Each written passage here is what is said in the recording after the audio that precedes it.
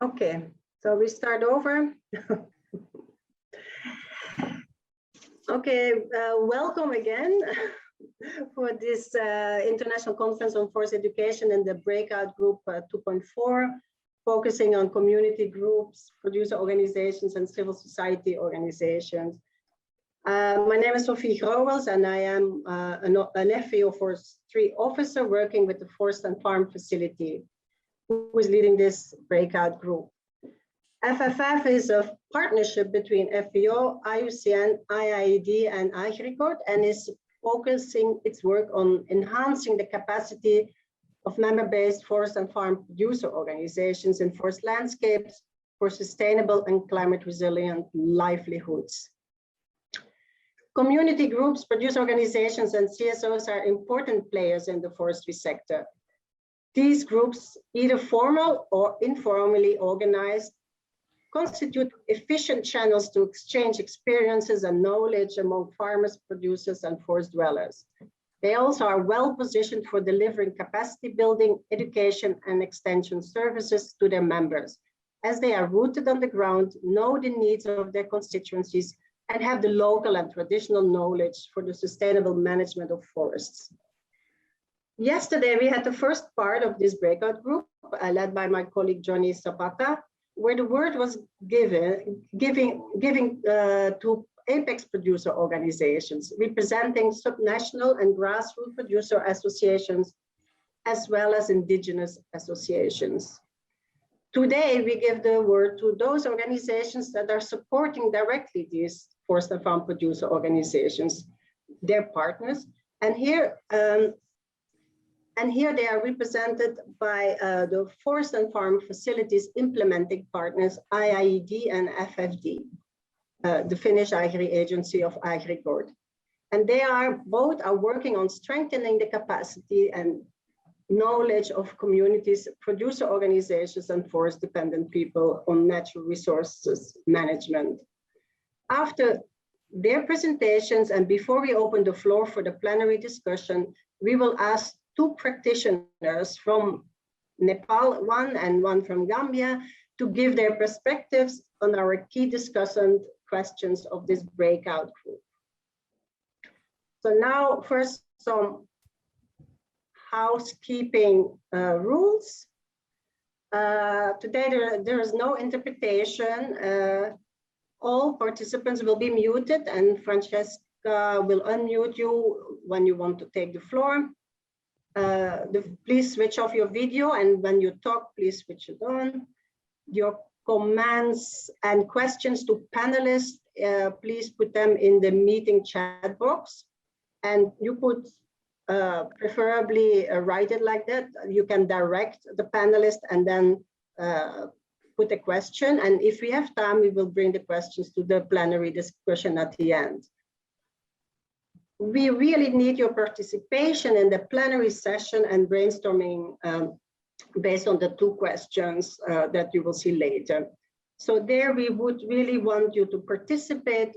You could do it in two ways. You raise your hand virtually and we will give you the floor and you can speak up, or you write your comments and thoughts in the chat box and you could write it starting, my name is, and I represent this organization, and then you write your comment, observation, or question.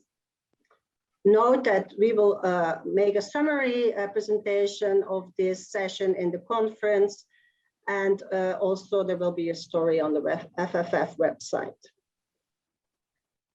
Very quickly, the team supporting this session are Francesca Guarascio, who will be the facilitator for the breakout group room. She monitors the chat box and questions. Jose Diaz, who is the rapporteur to capture key points for presentation and also for the ICFE plenary sessions and conclusion. And he will do the conclusions also of this session very briefly, and then myself. Now we quickly the overview here of the program of this morning. We are now at the welcome. We will start with the presentation immediately, the two presentations, And then we will go to the perspectives of the participants from the Gambia and Nepal.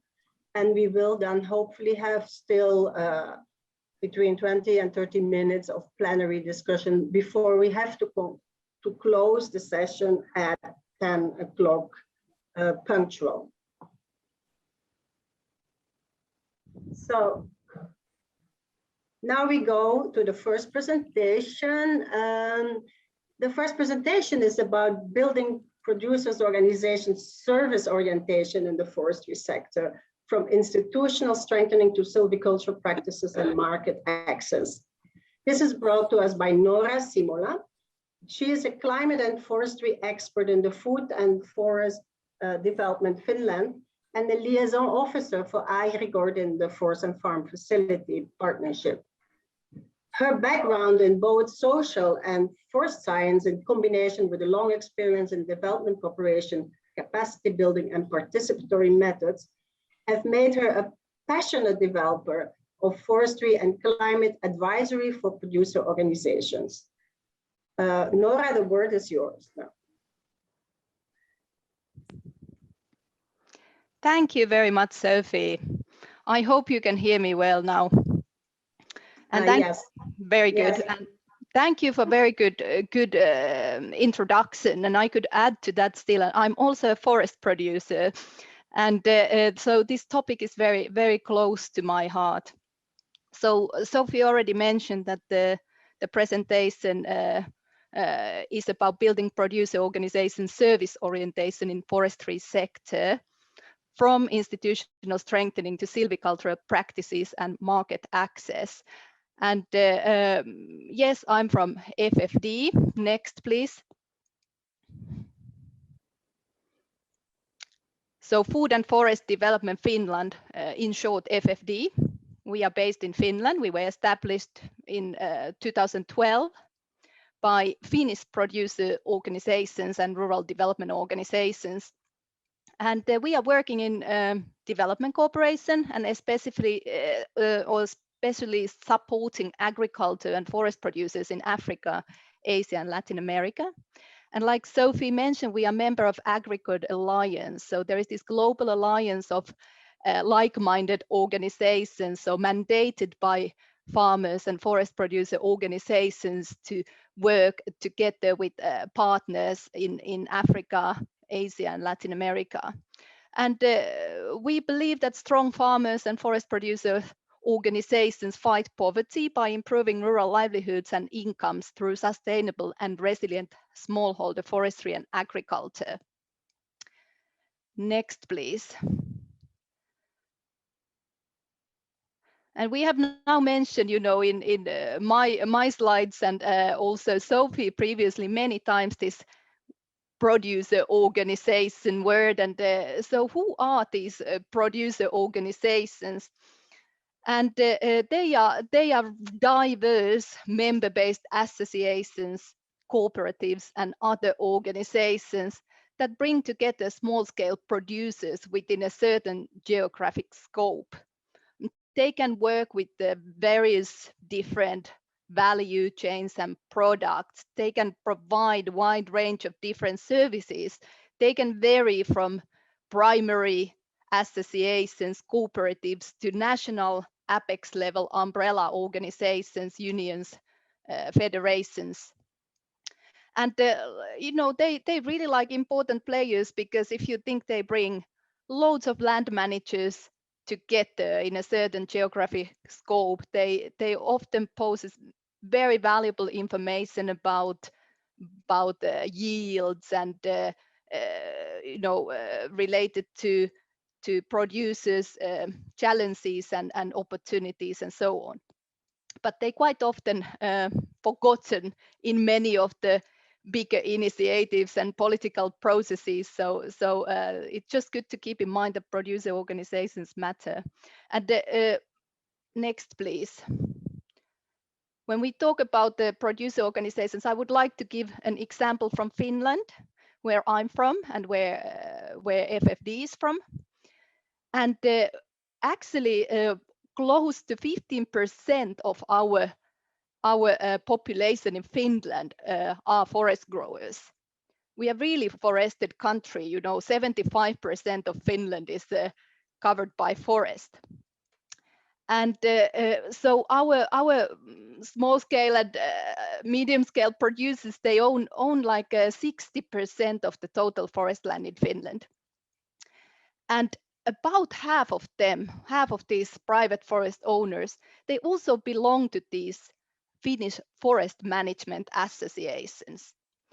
And these associations are, like mentioned before, they are member-based, they're democratic, they provide wide range of services, advice, technical services. It can be forest planning, silvicultural practices, trade-related services, taxation advice, collective access to inputs, lobby and advocacy. So very important association from the perspective of producers.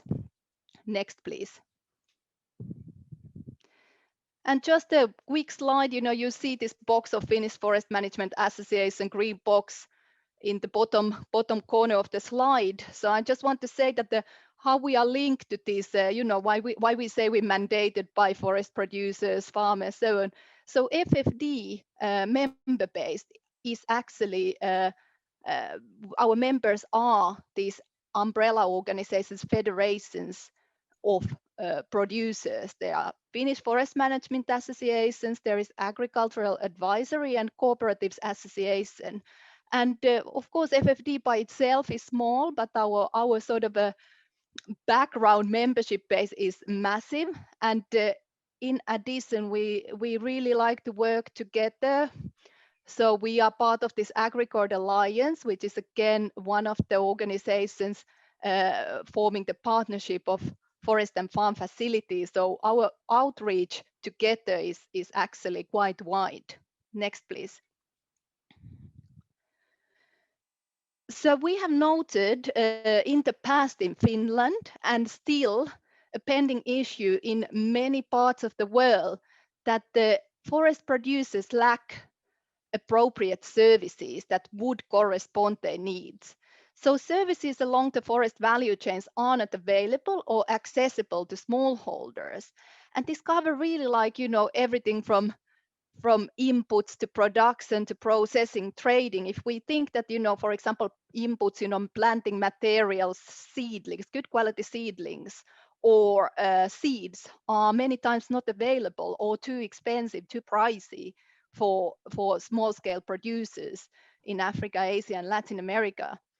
Or, for example, fertilizers are not available when needed. There is no production related advice. Technical knowledge is like something that the many producers would need along, they growing, forest growing. And processing, we of course hope that, small scale producers would have a chance to add value to their forest products. And this is something that they need advice and facilitation with. And of course, trading, collective trading services, for example, competitive tendering, contracts with private sector, so on. They're very important for small scale producers. Next, please. So, okay, we have this huge service gap, so to called, around the world, that the small scale producers fail to have access to appropriate forestry services. So what are FFD and AgriCord strategies to overcome this service gap? Firstly, we believe, our dream is that there is forest management associations or other these producer organizations where they cooperate or cooperative or any other form of producer organizations, that they can be found close to all the producers around the world. And they are strong enough, they have the capacity to provide those services their members require. Okay, secondly, we understand that the producer organizations by themselves are not the duty bearers for everything. There has to be more actors involved in provision of the services. And of course, knowledge is needed very much, for the advisory services, for technical services. So very crucial is collaboration with relevant government agencies, forest administration and so on. And we have noted that universities and other knowledge partners are very valuable in the process. And we try to engage different experts amongst these networks of stakeholders to support our forest producer organizations to deliver better services. And thirdly, of course, it is important, like I mentioned before, many times these producers, small-scale producers, if they're not well organized, they also ignored in landscape level planning, in forest policies, in climate policies, programs. So it is important that our forest producer organizations do have capacity to lobby government agencies to provide the extension services they require. So there are very good strategies, but of course these do need resources. And we also believe that to facilitate the process, facilitate the adoption of these strategies, it is very beneficial to have peer-to-peer support. Next, please. And this, our dear baby has many names. We call it peer-to-peer, north-south exchange, twinning. So you see all these words over here in the slide. But basically, we have these Finnish producer organizations that have in the past, battled many of these same battles than their peers in other parts of the world. So we think that exchange between these producer organizations is crucial.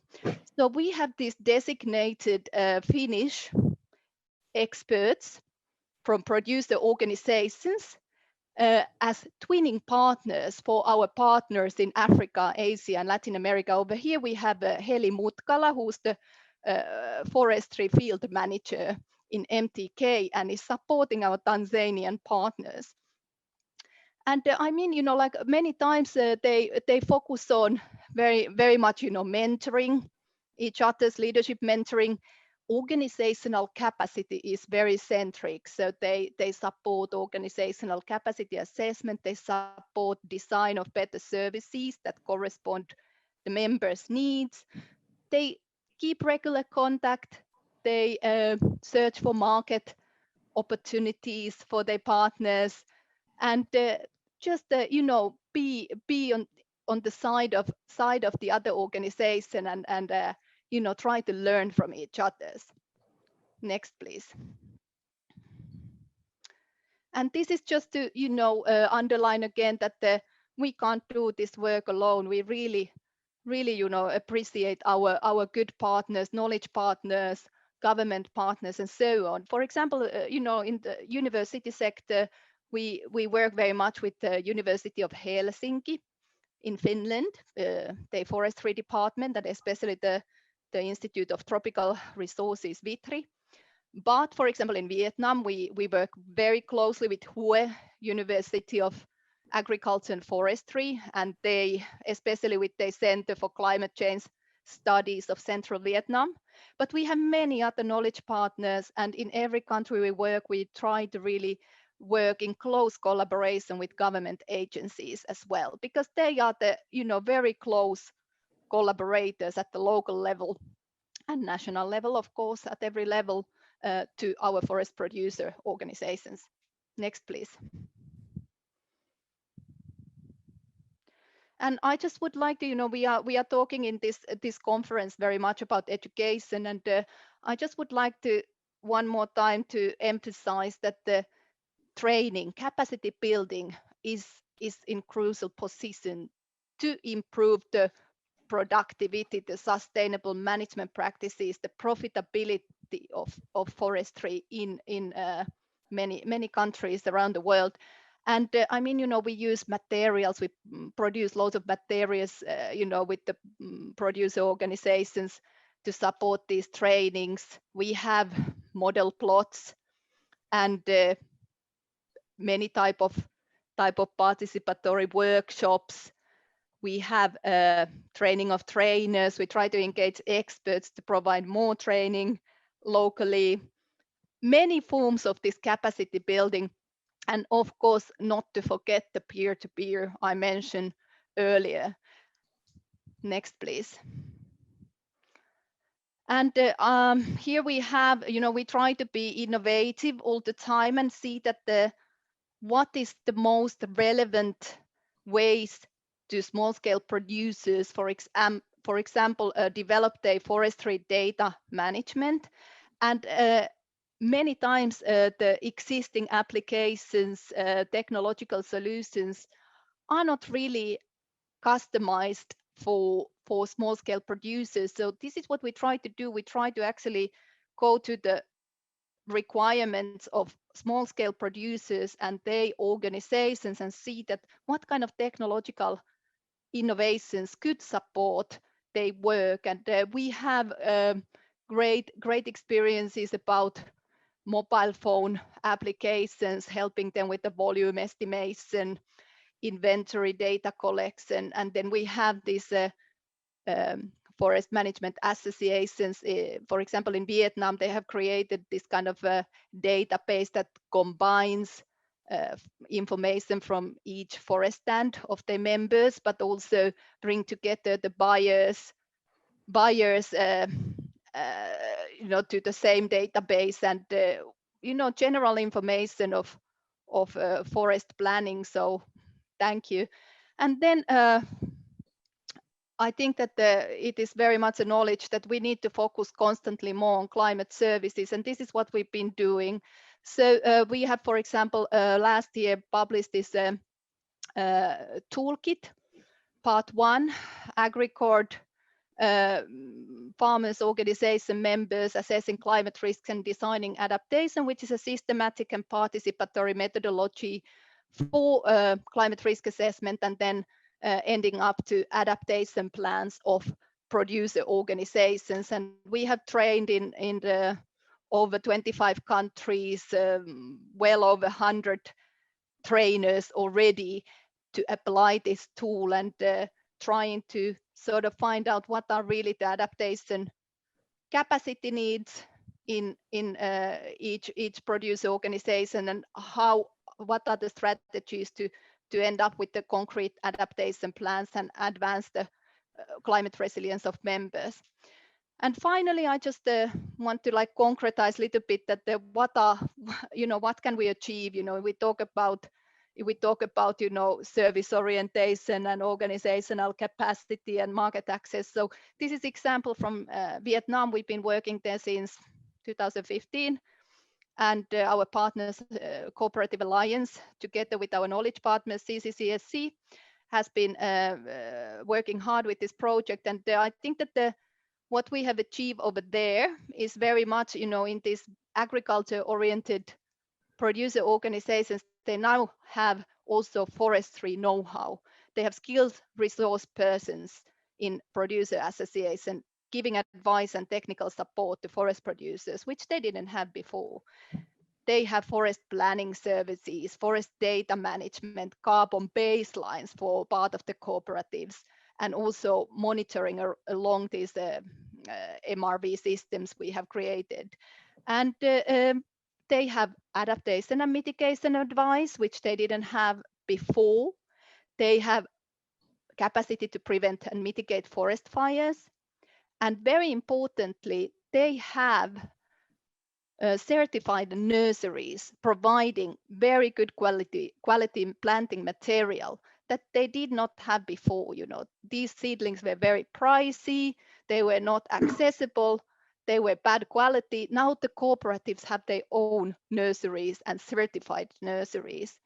They also have achieved forest management or forest management unit status, this Cooperative Alliance. They now supporting their members to access forest certification, BFC certification.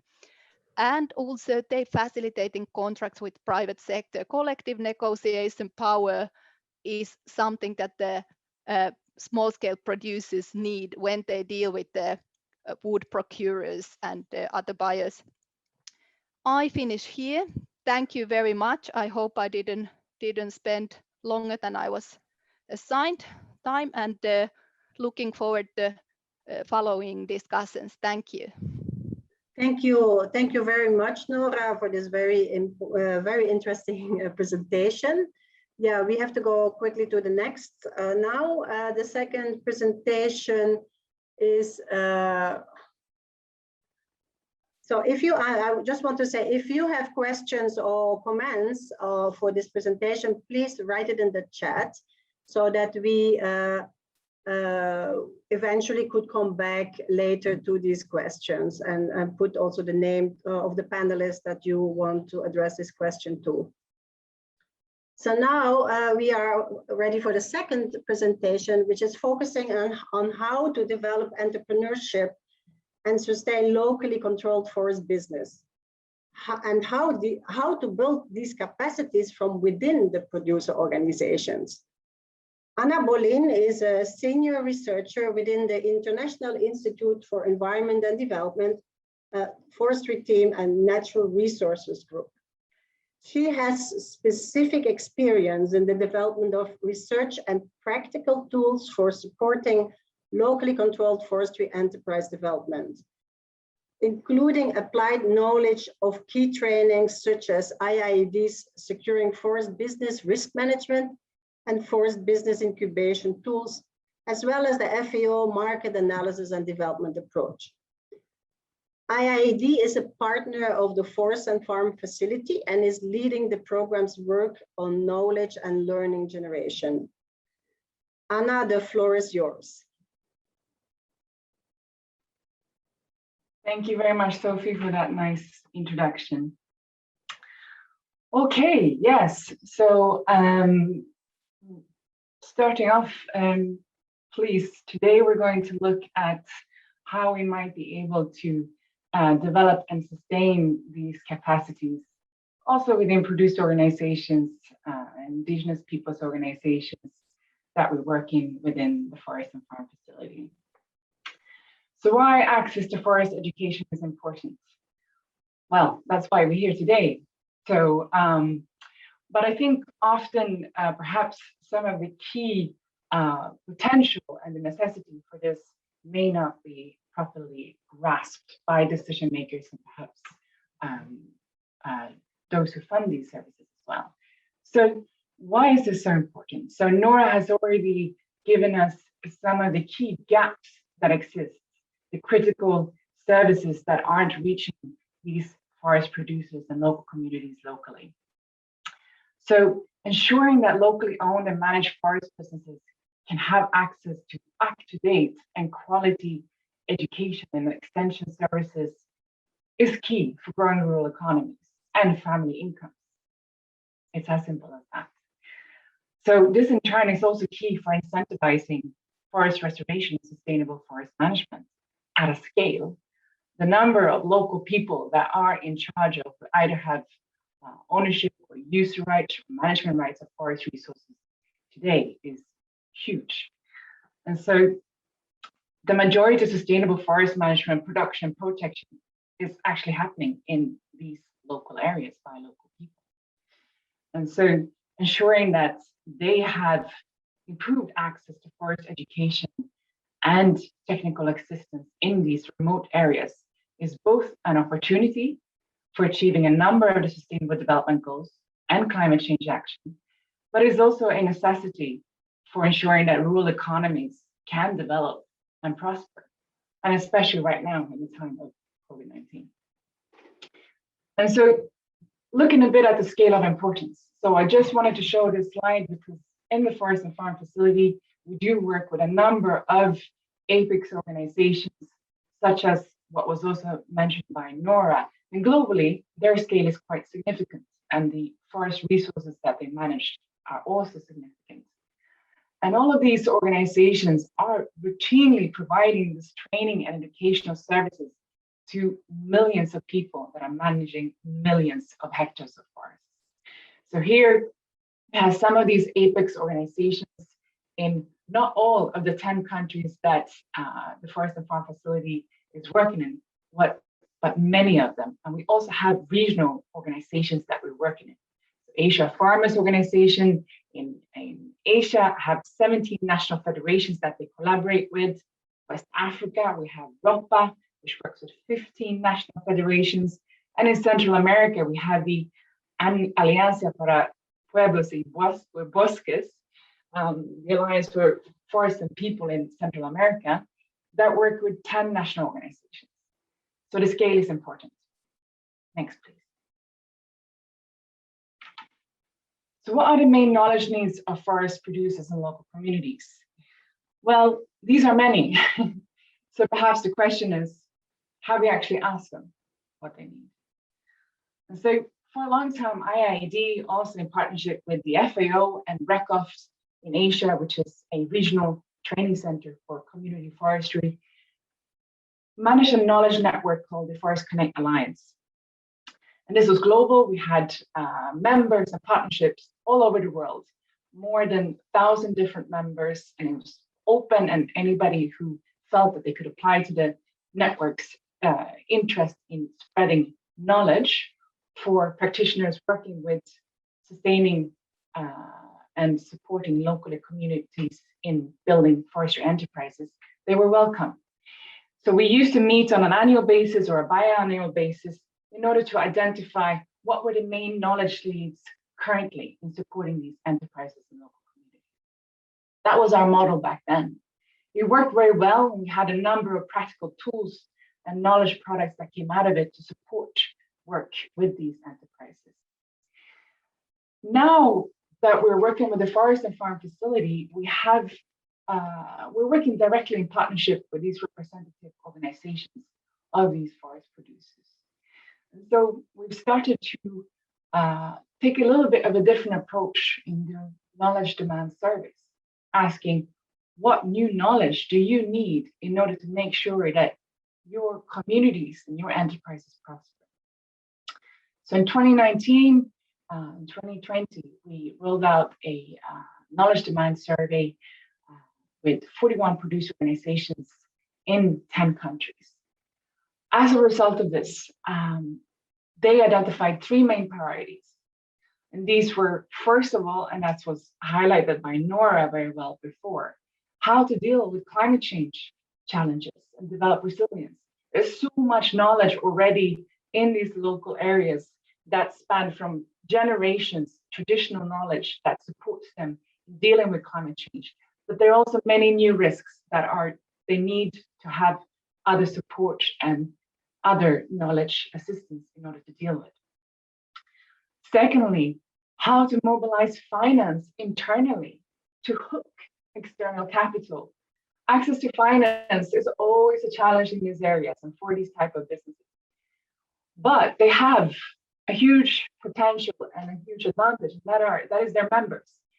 Many mobilize members' capitals in terms of savings, in terms of membership fees, in terms of taking off a percentage of sales in order to create a collective fund of capital to help reinvest in their enterprises.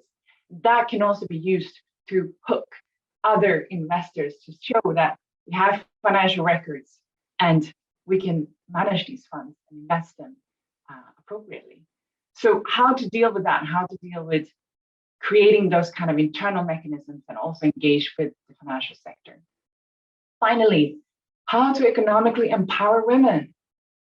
So women play a key role in these organizations and an appreciated role, but leadership positions tend to be mainly held by men, and women are increasingly also saying we should have a bigger role in this business. And so how can you work with that within the organization to find strategies and opportunities for women? So those were some of the main findings that we had in the knowledge demand surveys we did. So how does the Forest and Farm Facility and IIED, where I come from, assess and respond to these needs? Well, as I mentioned before, we engage with different types of knowledge networks, alliances globally. The Forest Connect Alliance was and still is that type of a network that allows for that exchange. But we also have other alliances within country, but also regionally and globally the global and regional organizations also provide a huge network for exchanging between producer organizations, academia, technical assistance services, and governments at a global and regional level. We also have, at those different types of engagements, the opportunity to identify knowledge needs, and then co-design research and practical toolkits. So this is also what we are adapting with these knowledge demand surveys. Based on this, we can develop trainings.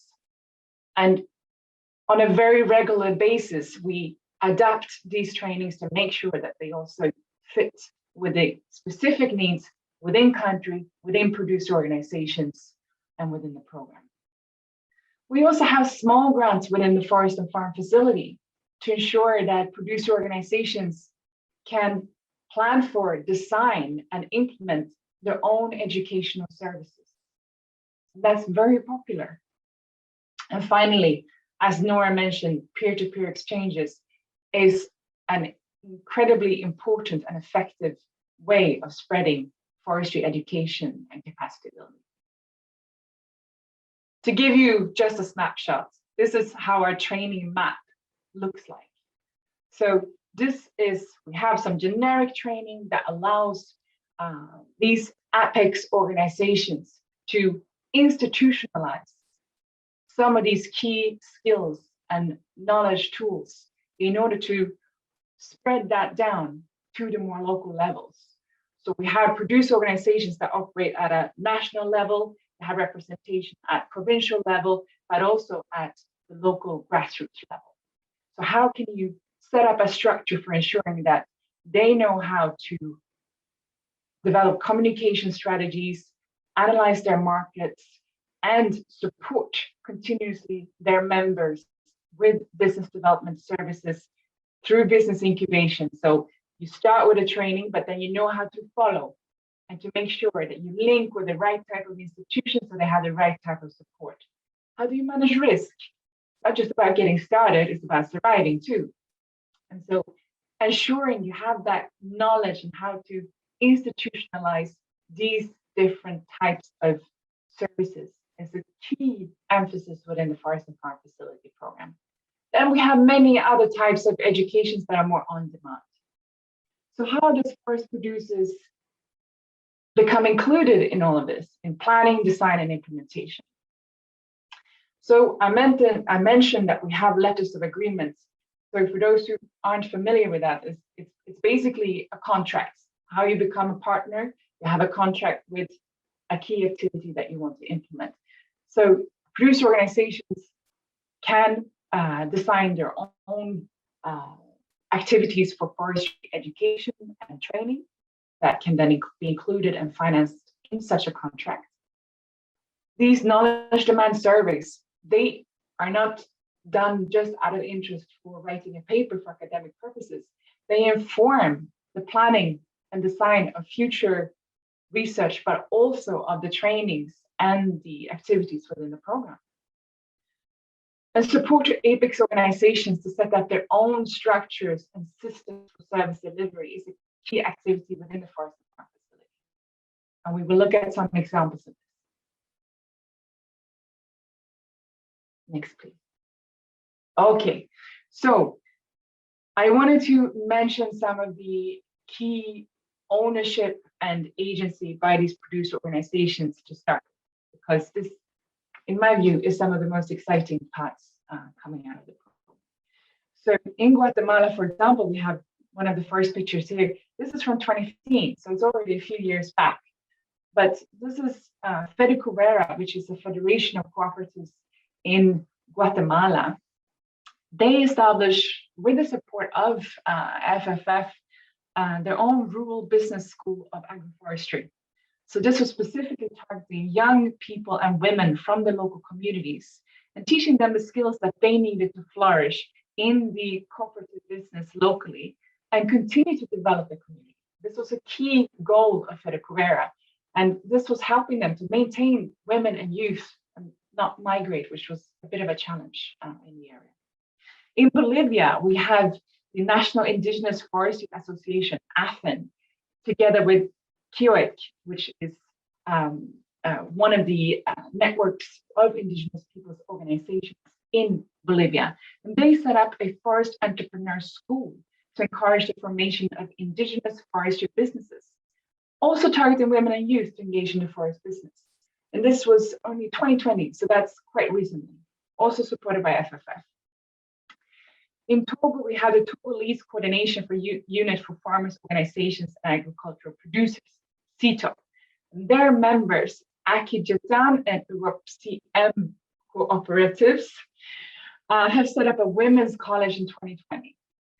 And this is to deal with two main socioeconomic challenges. So they have women getting pregnant early in school, and they have forest degradation. So they needed to deal with that. So this is just some of those interesting examples. Here we have also the Ghana Federation of Forest and Farm Producers, GAFAP. So GAFAP has built an interesting structure over just a bit more than a year that they've been operating. So this coordinates and brings together 12 producer organizations in Ghana under one federation. And what they've done is that they set up a structure with working groups at a national level that then coordinates work across the three ecological zones of Ghana, the forest zone, transition zone, and the savanna zone, in order to ensure that they can identify the needs and channel priorities, both in terms of advocacy, but also for education, training, service delivery between the different levels, national, zonal, and the grassroots level.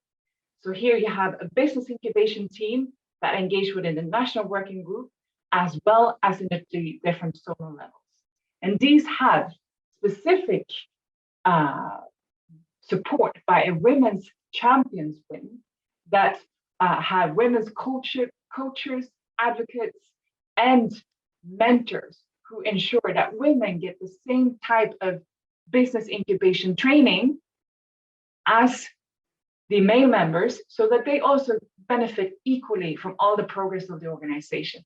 Interesting structure that has also gender equality thought through and integrated throughout its structure. Next, please. Here's another model. This is from the Vietnamese National Farmers Union, VNFU. VNFU has really taken on board a lot of the different tools and different approaches to help support their members, not just within farming products, which used to be their main focus, but now also within tree crops and within forestry.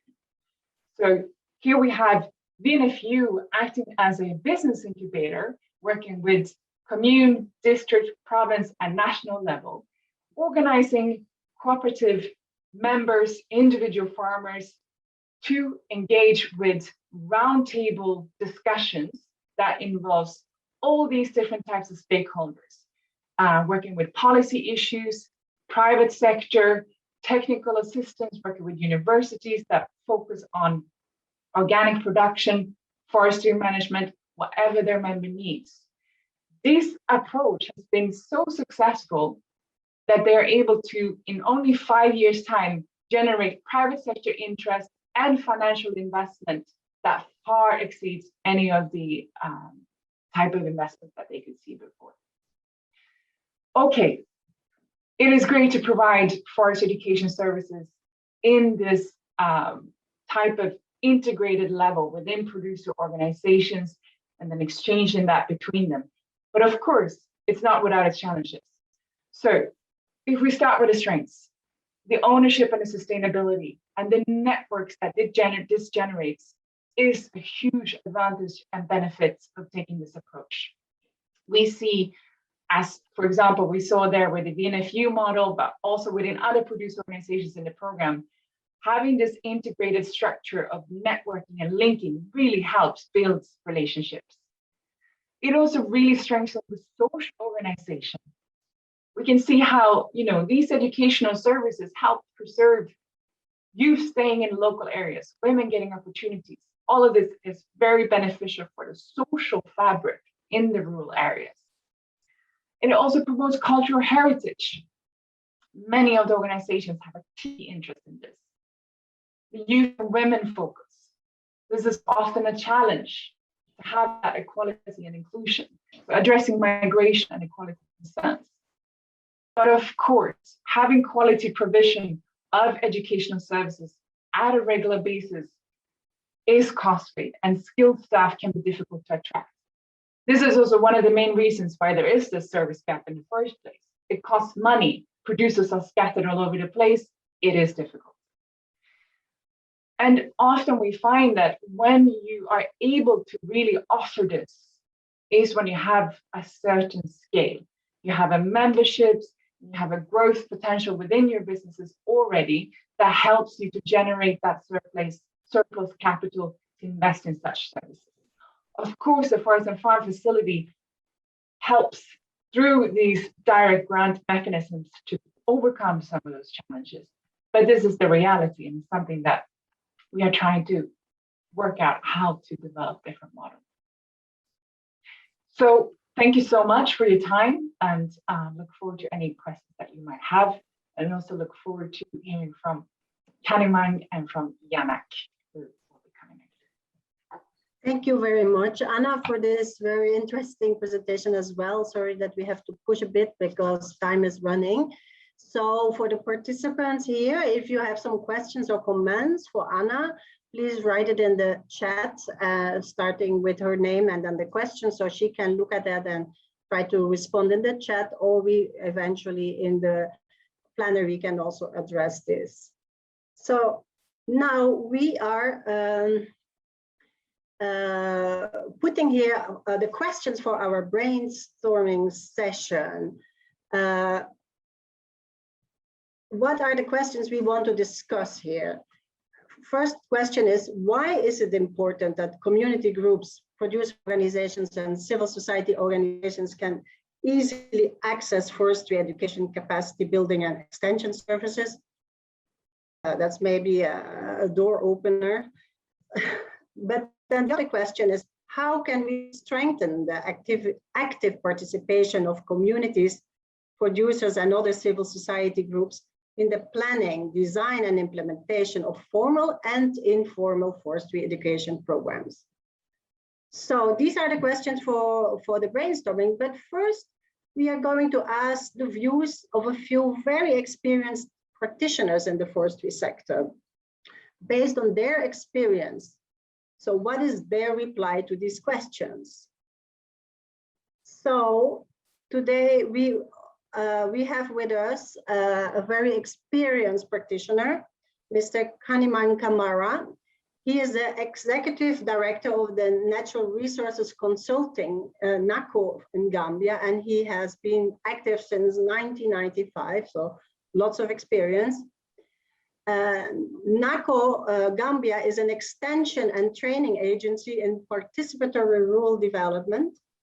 Kanimang served as a trainer and subject matter specialist at the National Forestry and Wildlife School in the Gambia from 1996 to 2020. He is a regional trainer in Anglophone Africa on market analysis and development, for which FFU is using, and he has been actively involved in providing mentoring support to participatory forest management committees and community forest entrepreneurs. He was a national facilitator for the Gambia for FFF Phase 1, and currently he is the national training consultant for FFF Phase 2. So Kanimang, could you give your perspectives on these two questions and maybe even react to what you heard from the presentations? You have the word now, Kanimang. Good morning, Sophie, and thank you very much for that introduction. Actually, NACO, as you rightly mentioned, NACO has been very active on forest education since 1995. With the introduction of community forestry and other participatory forest management concepts, NACO has been providing trainings, capacity development programs, both for technical staffs of the different agricultural and natural resource institutions, and we've been also working very closely to build the capacity of forest management committees since 1995. Actually, NACO is one of the institutions with institutional memory in terms of supporting and nurturing forest education in the Gambia. When we started in 1995, we worked directly with the Forestry School of Wildlife and Forestry. So we actually had some key areas of focus. One is based on the provisions of the Gambia Forest Management Concept, which was also developed in 1995. We were providing technical, simple technical trainings for government staffs, for staffs involved in extension services, as well as community members. Other area of our focus is actually to build the capacity of forest and farm producer organizations in terms of organizational skills, so that they are better organized to access market opportunities. NACO has actually been very active, as I mentioned, and based on those key achievements, we had encouraged government to institutionalize some of the training modules we've been offering at the School of Forestry and Wildlife.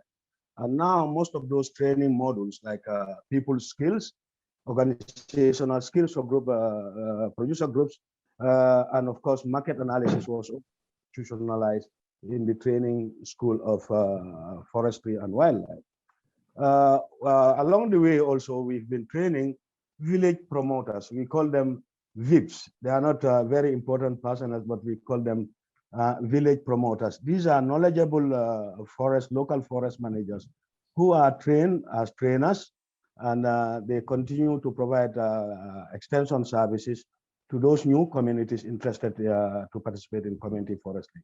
I'm sure you are aware that at the introduction of community forestry in the Gambia, the local population was not very interested to work with government, because they've been pointing fingers at government as one of the agents of forest destruction.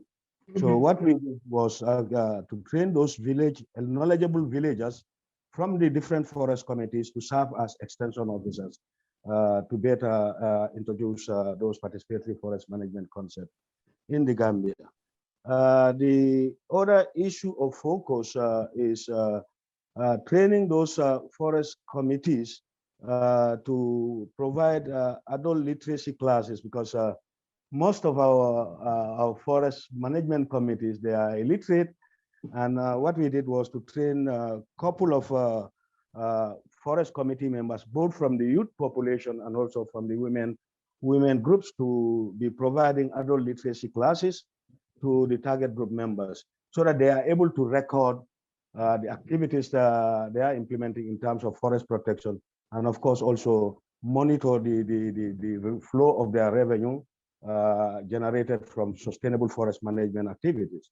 So we did that some years ago, and those trained committees are now very active in terms of providing adult literacy classes in our target areas. We also supported government based on the local government decentralization policy, which was enacted in 2002.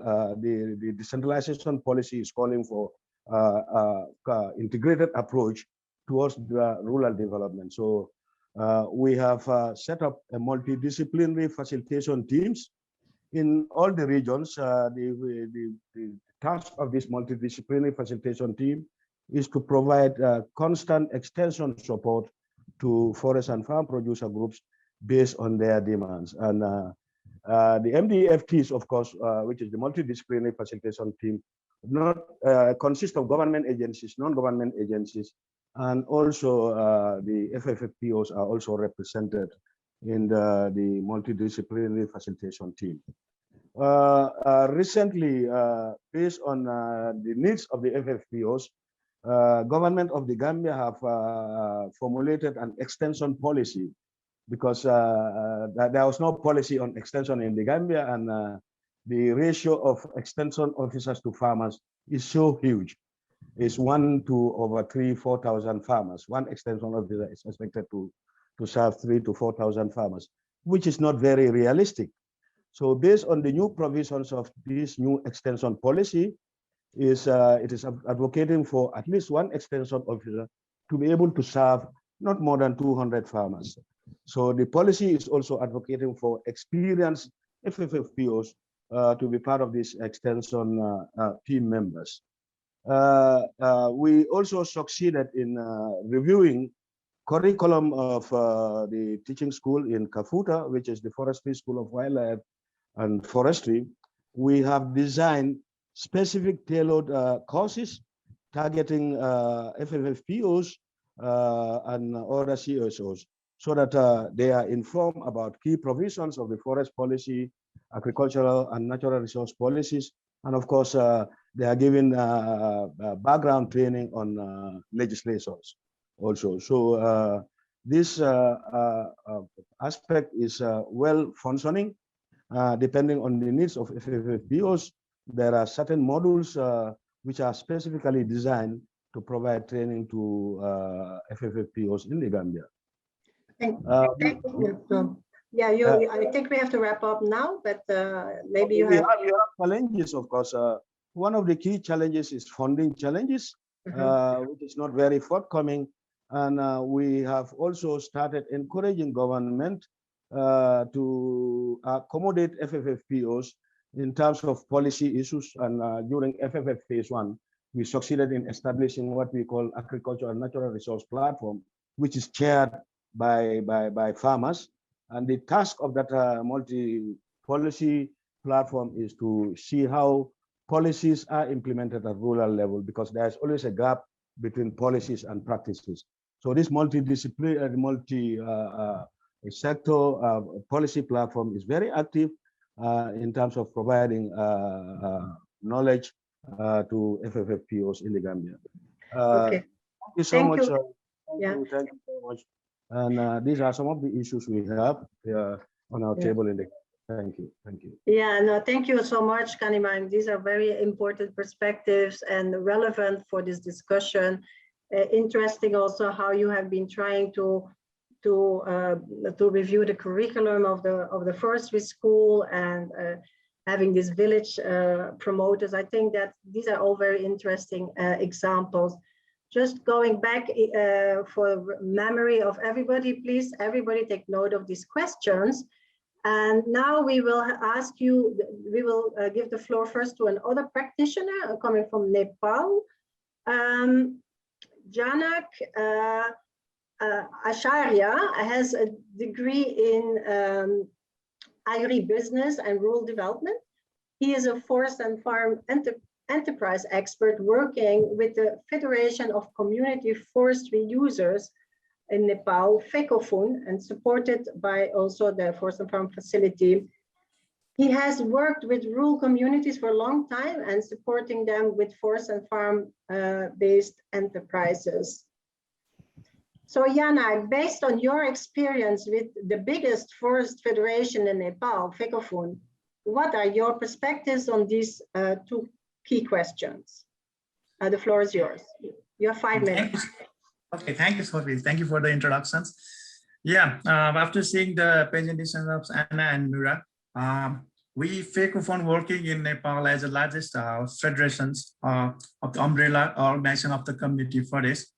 As in the concept of extension services, knowledges, and capacity building that need for the community, as we know that rural community are in the vulnerable, they need the new technology, new knowledges, and capacitations for the point of conservations, harvesting, and for the enterprise or in the livelihood concept also. So for that, FECOFUN has advocated for a long time to set up the district forest unit in their local area so that they could get extension services in their rural areas and in their local municipalities. So that now we succeed on that, and that Nepal government has allowed us, Nepal government has passed the rules, and they are starting to set up the local district forest in their local area. So that now there have been a good interaction between the forest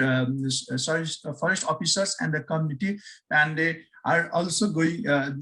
They are also working together in the conservations and in the forest management and in the livelihood and the enterprise options also. And the local forest unit has allocated the budgets and programs for them.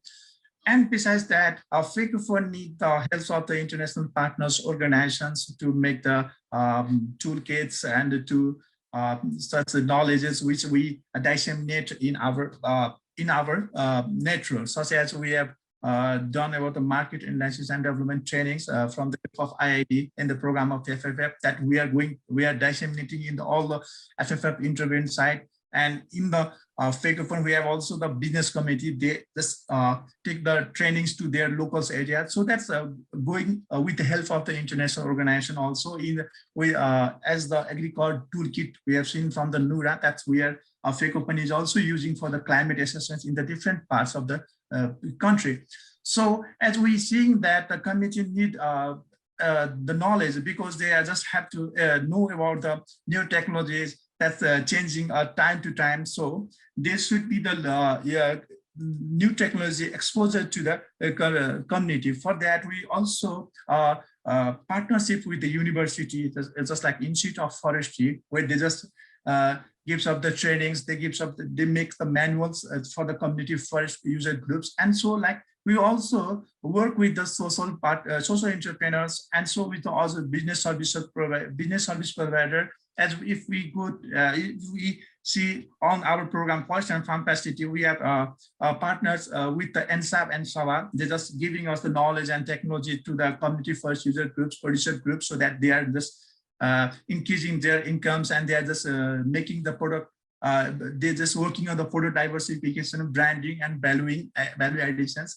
Apart from that, we also need some technology that's really needed for the producer groups, as we are scattered from different parts to unite them to collect their all informations and their data and their information. We are also going to work on the data management of the our network, so that they should what they happen in the small area of the forest patches that managed by the community forest. We're going to increase the scale up.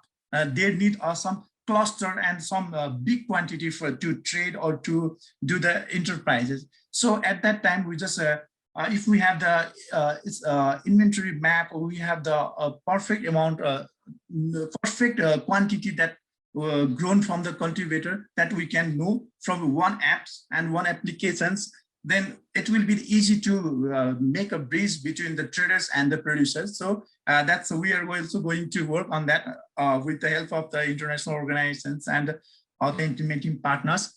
And that's if we go on the extensive services, as you know, that there we have earlier worked with that we work on the harvesting processes as for the big trees that's in the natural forest, which later managed by the community. What I mean that our so many earning of the community forest goes on the harvesting the processes, because that comes from the Indians, and that's Indians peoples come there and they just take that money from the Nepal. So for that, we have also worked in the western part of the Dang for the harvesting training with equipped modern machineries, so that they just know the knowledges, and that's going to be very popular, and that's going on the dissemination. So besides not only with the strength of Francophone, we also need the other implementing organization partners for the knowledge extensive services in the futures. I think I'm just crossed my time, so I don't know. Further discussion, I will say more about us. Thank you, Sophie. Thank you so much, Janak. Very interesting reflections. I heard that it is key for Francophone to support their members to have partnership with with universities to bring new knowledge, but also with social entrepreneurs to give this capacity. Also, you're very keen now to work on this database. I think this is fantastic. This is really important to empower also your function as Apex Federation to be able to support your members. So now, dear everybody, now we will have some minutes more left with all of us to have an open discussion. It's we of course started with problems, so we have only maybe, I would say, 10 to 15 minutes maximum to hear from you and have some comments on these questions.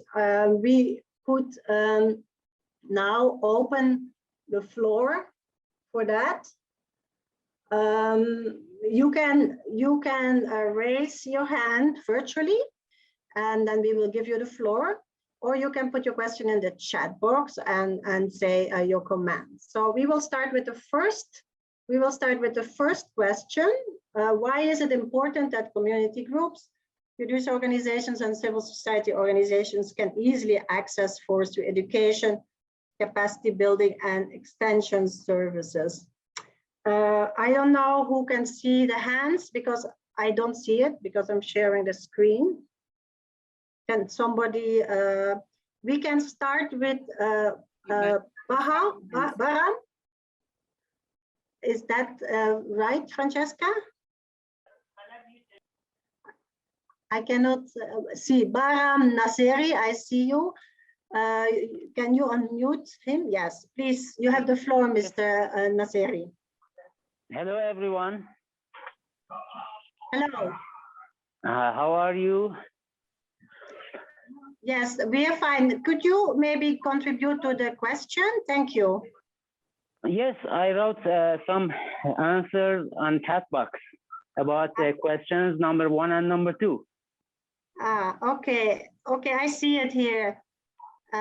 Yes. Yes, we need more knowledge in the communities for forest science, because this knowledge can help them for a better understanding of the nature rules, and also can help them to do a better performance in this field. Yes, yes. No, that's true. Yes, much knowledge can help them. Also can help us. Mm-hmm. You are coming from Iran. Iran, yes, from forest organization. Okay, and so how would you? What do you think is needed most? Well, there are many NGO groups in Iran active in the field of environment and also forest sector.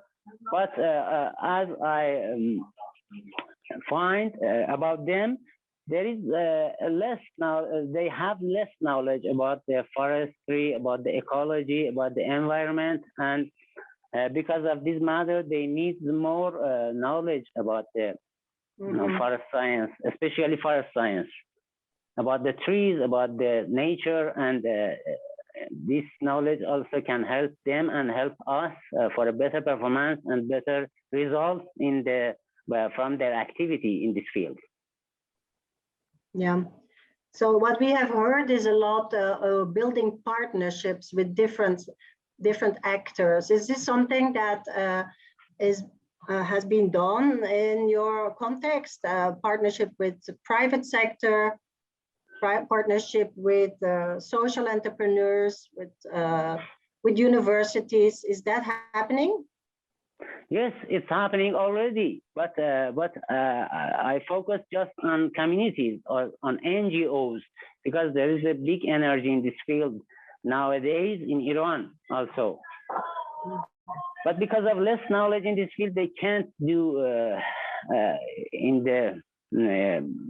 to help us, especially forest organization, to do much better and use their energy in this field.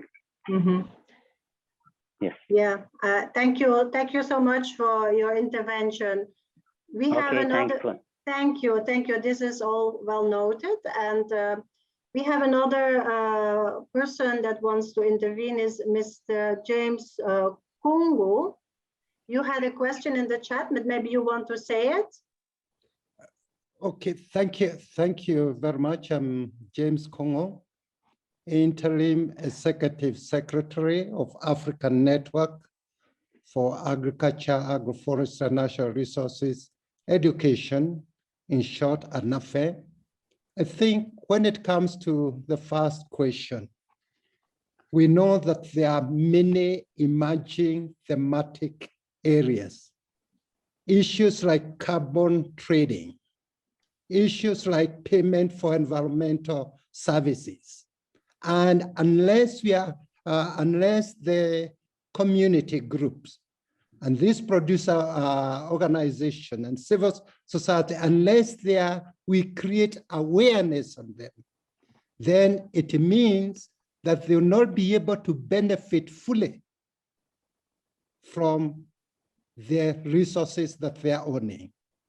So to me, training becomes very, very important because we are able to empower them. Thank you very much. Thank you. Thank you so much for your contribution.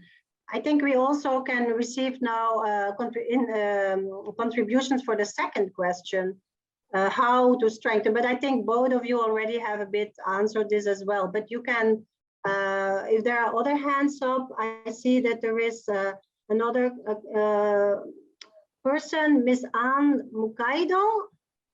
Do you have, would you like to speak up, please? We are now having the two brainstorming questions here on the screen, so you can discuss this. Ms. Anne Mukaido, are you able to unmute yourself? Yes, hello. Hello. My name is Anne Mukaindo from East African Wildlife Society.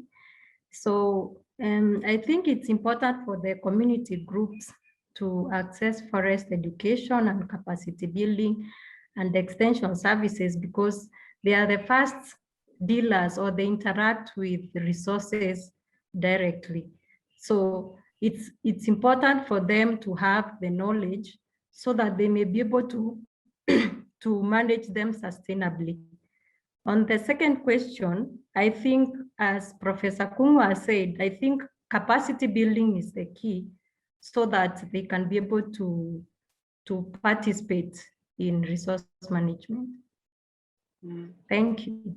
Thank you. Thank you so much for your valuable opinion. So now we can give the floor to Kalpana Giri. Please, you have the floor. You raised your hand. Thank you so much. Very interesting discussions. I work with the program with RICOF, which is Asia Pacific-based INGO working on forest science, very closely with local communities, indigenous populations, and women, mostly in areas of community and social forestry. So, and I'm a forester as well. I'm trained as a forester. So one of the major bottlenecks I think that we need to perhaps think about when we're thinking about forest science and how do we do better forest science outreach is what is the science that we are actually talking about, right? Is it mostly the science that comes within our forest textbook, or is it also the traditional knowledge of indigenous people, traditional forest dependent communities who have been managing the forest landscapes for generations, and how we can perhaps promote the interface between the two type of knowledge systems. So from where we work in Southeast Asia, we have seen that the divide between forest scientists and local communities' knowledge, that itself creates a very difficult power hierarchy where local communities are always treated and seen as the recipient of knowledge rather than co-contributors of that science and knowledge for forestry landscapes. So I think our organization has tried to kind of promote that and facilitate better understanding between scientists and local communities. But what I have seen is that there's a lot of dissonance and there's a lot of, how to say, like closer, especially coming from the scientist, for not opening up and not being able to look back and reflect upon their sciences and say, maybe there's a need, maybe there's a connection, maybe the local communities know these things and it is good for us to learn from them. So if we are really thinking about how we can really enhance the access, the first thing is we have to say that, okay, what knowledge is already out there with the local communities? How can we build or complement it through forest sciences? For example, right now, because of the disasters, you know, the local knowledge in terms of forecasting the disasters, I think that's where the knowledge is limited. So if forest science can come up with technologies that can predict through modeling and simulations around upcoming disasters in a timely fashion, that is a complementary way to tackle it. So I think my comment is more around, there is a need now to talk about sciences rather than forest science, and we give that to community kind of approach, you know, because sometimes that actually blocks the innovation. Thank you. Thank you so much, Anne, for this very valuable contribution. I really like this. I think our rapporteur will for sure have made a point on this. This is really good. We have only like 7 minutes left, and at 10 o'clock sharp, this will stop. So I don't see any other hands anymore, but maybe somebody wants to react quickly, one of the panelists or want to react still, or please, Sophie. Yeah? There, Nora. Okay, thank you.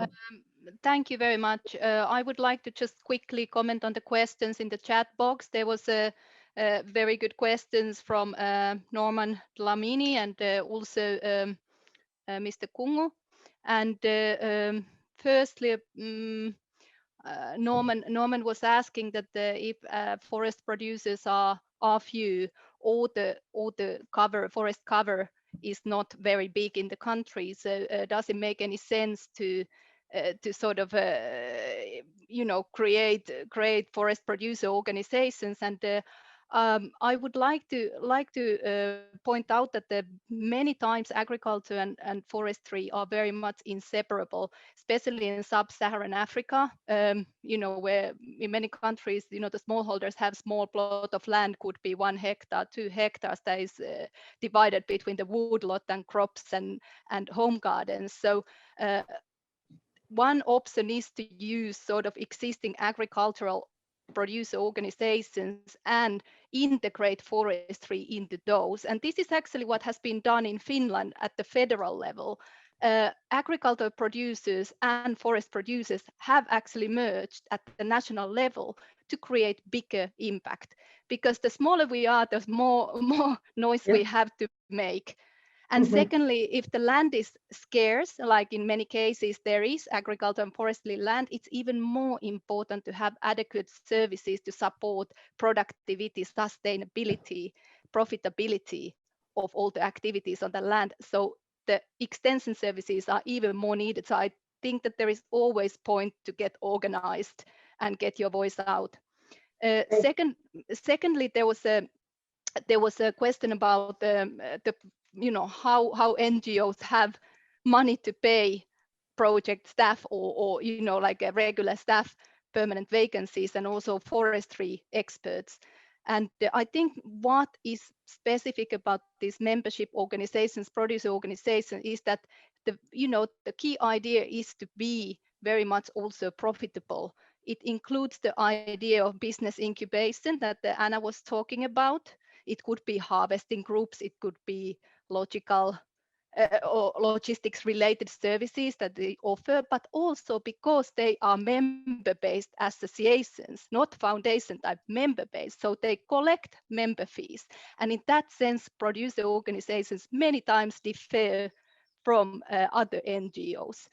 So there are, of course, challenges to become, you know, self-sufficient in financial terms, and definitely producer organizations need extra help from different stakeholders, you know, for financial support, for capacity building and so on, in investments. But by long run, the aim is definitely to be financially self-sustained and create business that is beneficial for members and also collect membership fees. But I stopped there. There was very good questions in the chat box. Thank you very much. Thank you so much, Nora, for these answers, and very relevant here, of course, to these questions. Now, quickly go back to the rapporteur. Jose, you have some points so that we can close in good mood this very interesting session. Thank you all for your contribution. Jose, you have the floor.